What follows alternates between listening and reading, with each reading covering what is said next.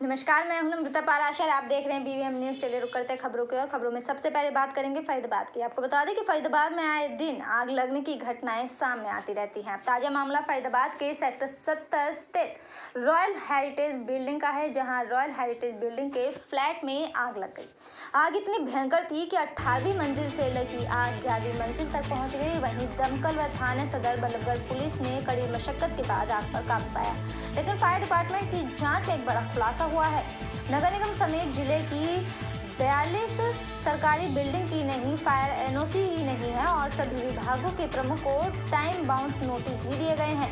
वहीं royal heritage building के flat में रह रहे निवासियों ने थाने पहुंचकर बिल्डर के खिलाफ शिकायत की है। यहां सभी फ्लैट वासियों ने पहुंचकर बताया कि बिल्डर की इस लापरवाही से हम सबको काफी खतरा है और साथ ही साथ बिल्डर के ऊपर कड़ी कार्रवाई की मांग भी की है। बालकनी में आग लगी थी।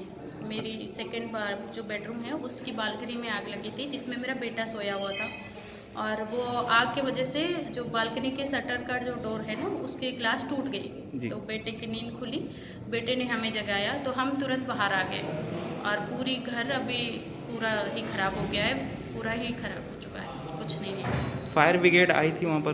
कुछ नहीं, ना ही जो भी फायर सिस्टम जो भी था सेफ्टी के पर्पज से कुछ क्या हमारे नेबर्स ने हमें कंटिन्यू से रिंग किया, तब हमारी आंख खुली, कह रहे कि यहाँ पे आग लगी है, फटाफट निकलो। तो हम भी फिर आनंद फानंद में निकले, फटाफट नीचे पहुँचे तो फिर देखा कि यहाँ पूरे में आग लगी, धुआं निकला हुआ है। तो आग किस टावर में लगी थी? टावर 19 में लगी थी, आप देख सकते हैं ऊपर लगी हुई है जी। तो फिर काफ़ी तेज आग थी और लोग बाग सब नीचे इकट्ठे हो गए थे। रीज़न उस टाइम तक नहीं मालूम पड़ता कि क्या है। नहीं, एक मिनट, क्या नाम है आपका? अंकुर सिंह। अंकुर सिंह जी, क्या हुआ था रात में आग लगी थी टावर में? तो रात में 2:28 पे मैं कहीं ट्रैवल कर रहा था बाहर, तो I got message in society group. मैं आया यहाँ पे तो we tried to rescue few people. 25वें फ्लोर पे और 23वें फ्लोर पे जो लोग थे वो सोए हुए थे। प्रॉब्लम ये थी कि 8वें फ्लोर से ऊपर पानी नहीं जा रहा था जी। Hydrant system was not working. Even fire fighting का जो ट्रेनिंग होता है प्रोबेबली वो कंडक्ट नहीं हुआ था।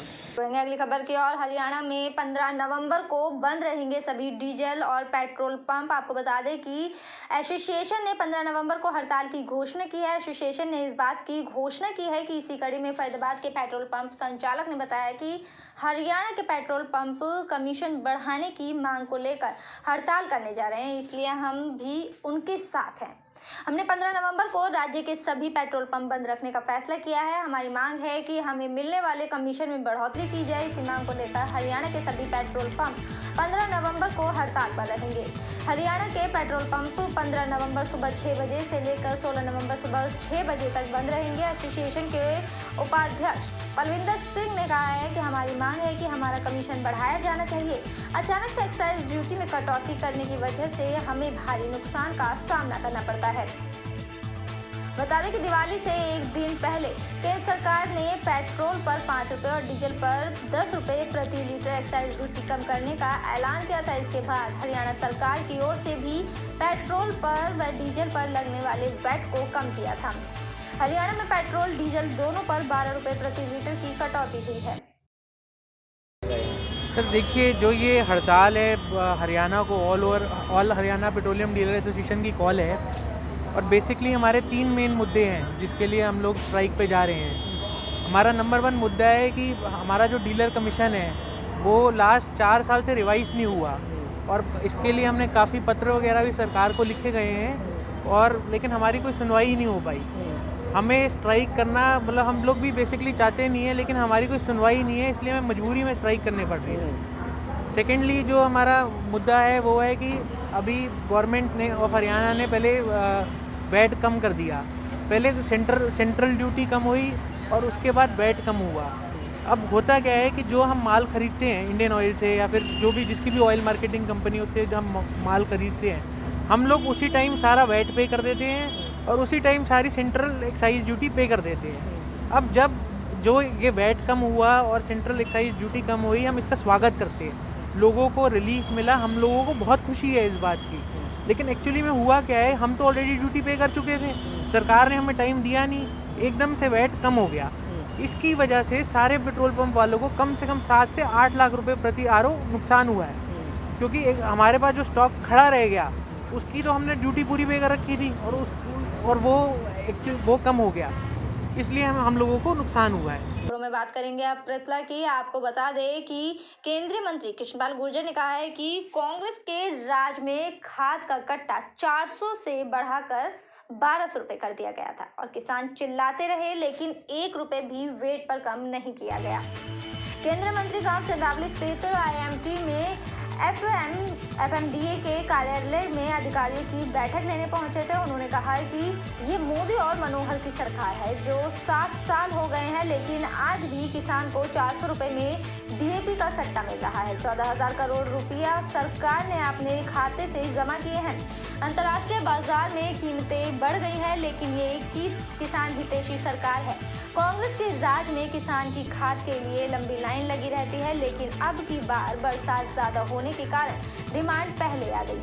किसानों ने बिजाई की तैयारी समय से पहले कर दी और सरकार ने समय के हिसाब से तैयारी की थी, इसलिए किसानों को थोड़ी परेशानी आ रही है, लेकिन जल्द ही ये परेशानी खत्म हो जाएगी। फरीदाबाद में निश्चित तौर पर काम होगा। किसानों को खाद नहीं मिल रहा, किसान हितैषी होने का दावा करती है सरकार, लेकिन तमाम किसान लाइन में लगे खड़े हैं। देखिए, ये निश्चित है इस बार बरसात ज़्यादा हुई है और बरसात ज़्यादा होने के कारण डिमांड समय से पहले आ गई है और डिमांड समय से पहले आ गई है, लेकिन तैयारी सरकार ने समय के अनुसार की थी,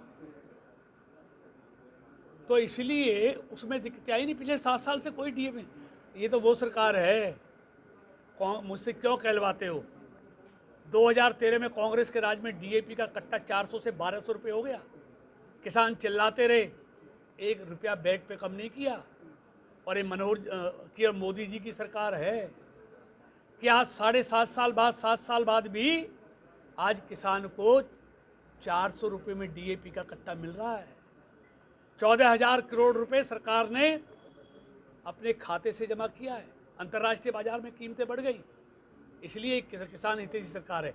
निश्चित तौर पर जल्दी रैक आ रहे हैं और किसान की बिजाई से पहले किसानों को DAP मिलेगा। इस सरकार में तो पिछले 7 साल से ना कोई लाइन है। पहली बार ये दिक्कत समय से पहले, अधिक बारिश होने से पहले, समय से पहले किसान बिजाई के लिए तैयार हो गया, इसलिए दिक्कत आई। कांग्रेसी नेता सलमान खुर्शीद की तरफ और फरीदाबाद की पर्वतीय कॉलोनी में एयरफोर्स रोड पर स्थित एक मनी ट्रांसफर की दुकान में नकाबपोश बदमाशों ने हथियार के बल पर दुकान में बैठे लोगों को हथियार के बल पर डराकर 80,000 रुपए की लूट की वारदात को अंजाम दिया और मौके से फरार हो गए। बता दें कि पूरी वारदात वहां लगे CCTV कैमरे में कैद हो गई। वहीं सूचना पाकर मौके पर पहुंची पुलिस क्राइम ब्रांच ने CCTV को अपने कब्जे में लेकर जांच शुरू कर दी है और जल्द ही आरोपियों की गिरफ्तारी की बात कर रही है। NIT फरीदाबाद की पर्वतीय कॉलोनी स्थित एयरफोर्स रोड पर स्थित एक SCNT कंप्यूटर्स मनी ट्रांसफर की दुकान पर नकाबपोश बदमाश घुसे और हथियार के दम पर दुकान में बैठे सभी लोगों को हथियार दिखाकर गोली मारकर धमकी दी और दुकान में रखे 80,000 रुपए लूट लिए जाने जैसी वारदात को अंजाम दिया। बता दें कि बदमाश पूरी वारदात को अंजाम देने के बाद वहां से फरार हो गए। घटना की सूचना मिलने के बाद तुरंत ही स्थानीय पुलिस और क्राइम ब्रांच की टीम मौके पर पहुंचे और CCTV फुटेज को कब्जे में लेकर मामले की जांच में जुट गई है। वहीं इस मामले में थाना सारण SHO राजेश बागड़ी के मुताबिक जैसे ही उन्हें घटना की सूचना मिली, वो अपनी टीम और क्राइम ब्रांच की टीम के साथ मौके पर पहुंचे और इस SHO के मुताबिक 2 नकाबपोश बदमाश दुकान में घुसे थे और घटना को अंजाम देकर फरार हुए। सर, लूट हुई है दुकान में, किस चीज़ की दुकान है और क्या पूरी घटना है? तो मेरा मनी ट्रांसफ़र का काम है। तो 4 बजे के आसपास 2 लड़के आए दुकान के अंदर और लूट करके चले गए गन पॉइंट पे। हाँ, नकाबपोश थे क्या वो? नकाबपोश लगा रखा कि उस समय कितने लोग मौजूद थे और कितने की लूट हुई है? उस समय मैं, मेरी वाइफ और मेरी बच्ची अंदर थे। और सर, एक हथियार के बल पर लूट का मामला सामने आया है, CCTV फुटेज सामने आया, क्या है पूरा मामला? 4-4:15 बजे की बात है कि एक दुकानदार है और वो रोज़मर्रा की चीज़ें जो अपनी दुकान के ऊपर अपनी वाइफ के साथ रूटीन से बैठता है और उसने जो फार्म वगैरह भरते हैं, मनी ट्रांसफ़र करते हैं, इस तरह का उसका वर्क है। तो रूटीन में जो वो बैठा था तो 2 नौजवान लड़के आए और उन्होंने फार्म का बहाना बनाया और उन्होंने उससे उसके ड्रोल में रखे हुए 50 से 60 हज़ार रुपये बता रहा था अभी, तो वो उसके छीन के और भाग गए। जब उसने विरोध किया कि भाई ऐसे कैसे ले जाएगा, तो उसने कहा कि हमारे पास पिस्टल है, देखते हैं, इसमें अभी जांच का विषय है, जल्दी इसको सॉर्ट आउट करेंगे। सीसीटीवी कब्जे में ले लिए? सीसीटीवी फुटेज हमने अभी खंगाल रहे हैं। और कौन कौन सी टीम मौके पहुंची थी आपके साथ? अभी क्राइम ब्रांच से हम हैं। आप जब सुबह सुबह उठते हैं तो चारों तरफ कोहरे की एक चादर सी देखते हैं, लेकिन वातावरण में ठंड का एहसास उस कदर नहीं होता। दरअसल जो आप देख रहे हैं वो कोहरे की चादर नहीं बल्कि दिवाली पर फैलाया गया प्रदूषण की चादर है। बता दें कि फरीदाबाद में दिवाली के बाद लगातार बढ़े प्रदूषण के स्तर का अब लोगों के स्वास्थ्य पर भी असर पड़ रहा है। सिविल अस्पताल में सांस और प्रदूषण से संबंधित रोजाना 3 से 4 मरीज आ रहे हैं, जिसका सीधा सा मतलब है कि प्रदूषण का स्तर इतना बढ़ चुका है कि अब लोगों को अस्पताल का सहारा लेना पड़ रहा है। तो और लोगों के सांस लेने में परेशानी हो रही है, साथ ही साथ आंखों में जलन की समस्या से 2-4 होना पड़ रहा है। फरीदाबाद के सबसे बड़े सरकारी सिविल अस्पताल में आने वाले लोगों से फरीदाबाद में बढ़ रहे प्रदूषण से होने वाली परेशानियों और समस्याओं के बारे में जाना तो पता चला कि लोगों को बढ़ रहे प्रदूषण से काफी ज्यादा दिक्कतों का सामना करना पड़ रहा है। लोगों के मुताबिक दिवाली पर पटाखे बैन कर दिए गए थे, बावजूद शहर में पूरी तरह से पटाखे चलाए गए, जिसके बाद जिले का प्रदूषण लेवल खतरनाक स्तर पर पहुंच गया और लोगों को स्वास्थ्य संबंधी बहुत सी समस्याओं का सामना करना पड़ा। लोगों के मुताबिक सरकार और प्रशासन को इस मामले पर काफी ध्यान देने की जरूरत है ताकि लोगों को इस प्रदूषण रूपी बीमारी से निजात मिल सके। वहीं इस मामले पर जब सिविल अस्पताल के मेडिकल ऑफिसर से बात की गई तो उन्होंने बताया कि आजकल प्रदूषण का लेवल खतरनाक स्तर पर हो चुका है। यहाँ लगभग 3 से 4 लोग इस समस्या को लेकर आ रहे हैं। लोगों को इस समस्या से बचाव के लिए मास्क का इस्तेमाल करना चाहिए, अपने आसपास कूड़े को जलाने से रोकना चाहिए। पुराने सांस के पीड़ितों लोगों की समस्या बढ़ रही है, वो भी आ रहे हैं। साथ ही साथ सड़क के किनारे पड़ी धूल मिट्टी के कण भी काफी हानिकारक हैं। क्या नाम है सर आपका? मेरा नाम सतीश चोपड़ा है। सतीश जी, अपना डेजिग्नेशन बताएं। मैं एक सामाजिक कार्यकर्ता हूँ। तो सर आजकल की बात करें या दिवाली के आसपास की बात करें तो प्रदूषण शहर के अंदर बहुत ही ज़्यादा बढ़ जाता है, जिससे लोगों को तरह तरह की बीमारियों का सामना करना पड़ रहा है। क्या कहना चाहेंगे इस बारे में? पहले तो मैं आपके चैनल का धन्यवाद करना चाहूँगा कि उन्होंने इस गंभीर मुद्दे को उठाया है। और जैसे कि दिवाली के समय भी हम लोग कह रहे थे कि पटाखे ना जलाए जाए और इस मुहिम को आगे बढ़ा रहे थे, पर लोगों ने उसको गंभीरता से नहीं लिया। सुप्रीम कोर्ट के भी ऑर्डर थे। उसके बाद पोल्यूशन का स्तर इतना बढ़ गया है कि आम आदमी की आंखों में जलन और जो पहले से टीबी के ग्रस्त पेशेंट हैं या जिनको दमे की बीमारियां हैं उनको तो डॉक्टर साहब, आजकल फरीदाबाद शहर के अंदर प्रदूषण का स्तर जो है पहले के मुकाबले बढ़ गया है। कितने लगभग मरीज आ रहे हैं यहाँ पे प्रदूषण से या सांस से पीड़ित? हम दिन में अगर देखा जाए हमारी ड्यूटी में 1 या 2 मरीज जैसे जरूर आ रहे हैं जिनको सांस की दिक्कत हो रही है। उनको या तो ऐसा होता है उनको पुरानी कोई सांस की बीमारी नहीं है, एक पुरानी सांस की बीमारी के पेशेंट भी आ रहे हैं जिनको बहुत ज़्यादा इस वजह से बहुत प्रभावित हो रही है, तो सही हो रहा है।